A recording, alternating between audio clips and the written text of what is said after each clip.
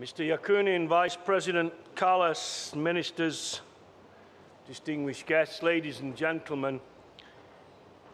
First of all, my thanks for the opportunity to speak to you here today at this Rail Business Forum. I'm also conscious of the fact that I am the last speaker before the coffee, so I will at least try to ensure that we get to the coffee somewhere there or thereabouts on time.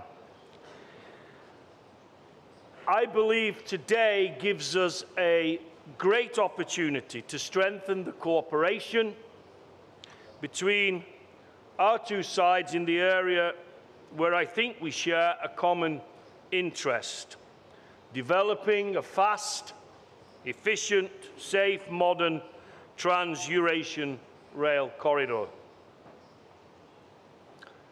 At a time when we in the European Union are looking at how to develop a more efficient and sustainable transport network that can spur on much-needed economic growth and competitiveness, it's clear to us in the European Parliament that a bold vision on bridging Eurasia can contribute enormously to that agenda. That is why I feel there is a great deal to get excited about in the plans currently being mooted and which Russian Railways presented to us in the European Parliament earlier this year. And as an aside, that presentation caused much discussion amongst the members of the European Parliament and was seen, President Yakunin, as one of the best displays and presentations that the European Parliament has hosted for many, many years. Developing dedicated rail freight corridors between the Far East, the Near East, and Russia and into the heart of Europe offers a great opportunity to bring our markets closer together. In the view of the globalized nature of trade and production, the growth of the new economies in Asia, the developing trade relations between the EU, Russia, and the Near and Far East, and the growing transport of unitized cargoes, the case for updating our transport infrastructure, in our eyes, is very clear. Where sea transport and air cargo cannot alone serve the evolving trade needs and growing interdependencies of our economies, it is time to explore the potential that lies in modernizing rail connections in the Eurasian continent. As a railway lover myself, I would like to see the day when goods could be delivered on rail from Shanghai to the center of Europe in under 2 weeks, halving the transit time taken by sea. But we have to be honest with ourselves, and we have to be realistic with ourselves to say that we know that just having the vision is not enough. It needs to be followed through with real commitment on all sides in order to become a reality. As Chairman of the European Parliament's Transport Committee, I could never stress enough the strategic importance of investing in transport infrastructure. I know that in Russia and other countries, Russia in particular, the country that brought us the Trans-Siberian Railway, there is a great understanding of this principle too. And that Russian Railways is ploughing ahead with an ambitious investment strategy over the coming years that recognise Russia's pivotal role in facilitating rail freight transit and its growing trade relations with Europe and the Far East. That is why in the European Union at its current time, we are pushing for greater investment in our railway infrastructure to stimulate growth and competitiveness, better serving the needs of the internal market and improving our connectivity with neighbouring countries and the rest of the world. We still have our problems to solve, ladies and gentlemen, not least the nationalistic thinking that still prevails in our member states that stifles cross-border rail cooperation. The rail agenda is also pushed forward by our sustainability and environmental targets, which aim to boost the use of our rail network for freight transportation. This is the major focus of current changes to infrastructure and spending policy in the European Union.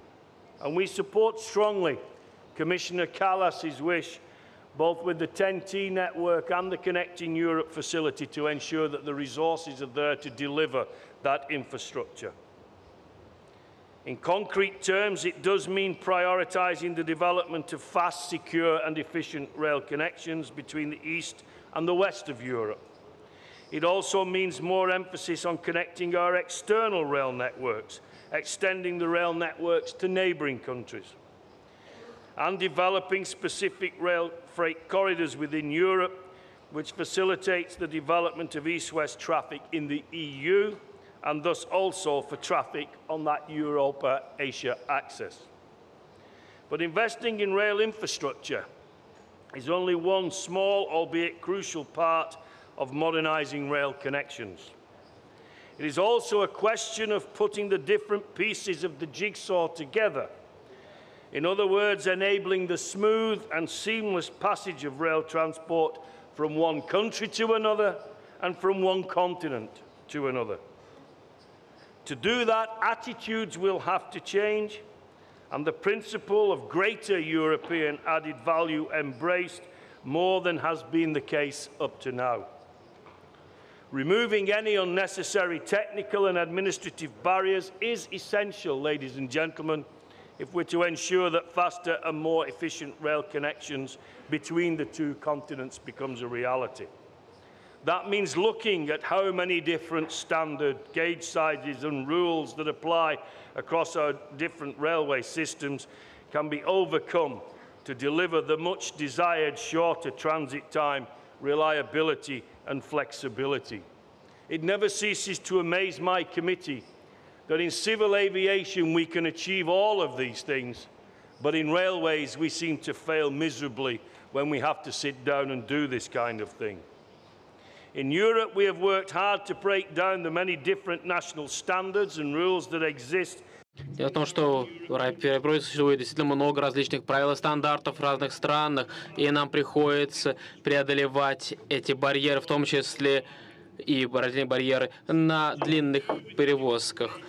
That exist within Europe, but it's also about the different certification procedures for rolling stock, for safety standards, the discriminatory access conditions to the rail network that have all undermined the goal of promoting rail transport and rail freight in particular.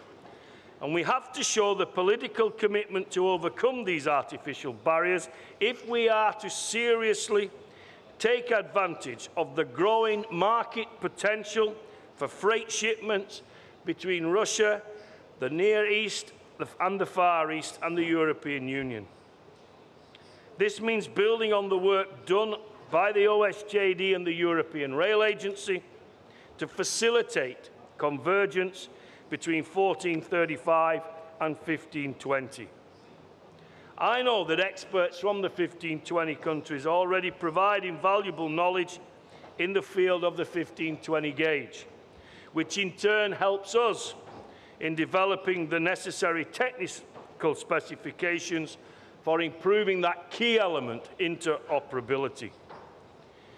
This is the kind of dialogue and cooperation that needs to be built on and that needs to be backed by strong political commitment in order to facilitate international traffic between us all. And I hope that this is something that can be done through this year's Rail Business Forum, so that the EU, Russia, the Far and Near East can in the future work closely towards realising the full potential of faster freight connections between our two continents. It is clear that for rail to be a realistic alternative to other modes of transport, it needs to offer shorter transit times, be reliable and flexible to the needs of freight logistics and their customers, and it needs to deliver that seamless working environment. And to ensure that in future, all railways adopt a can-do attitude, delivering a sustainable, efficient, affordable, integrated and safer rail network, irrespective of gauge, and built on the principles of that greater European added value. Working together, the European Parliament believes that the vision of regular freight trains from Asia to Europe can be turned into reality to the mutual benefit of all. I thank you for the opportunity to speak with you here today, and I wish the rest of the conference great success. Thank you.